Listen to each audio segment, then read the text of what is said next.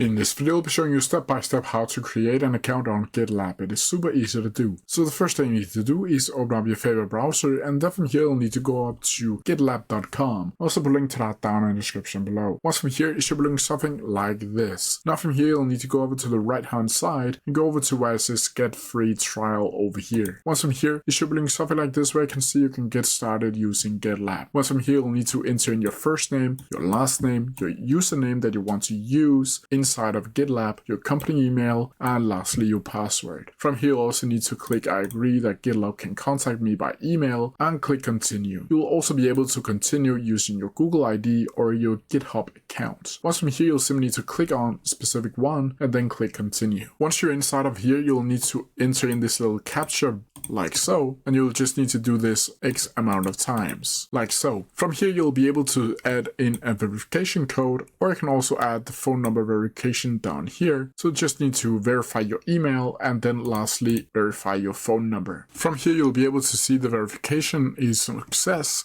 And from here, you'll need to enter in a role, either what role that you are. You'll need to enter in what you'll be using GitLab for. You'll be able to answer what's your reason for joining GitLab, country and region, your company name, your group name, and your project name. Once from here, you'll simply need to click continue to GitLab. And from here, you'll be able and going inside of a GitLab and being able to use GitLab like you usually would. But that's how you do it. If you have any questions about it, please come down in the comment section below and I'll try my best to answer them as quickly as possible.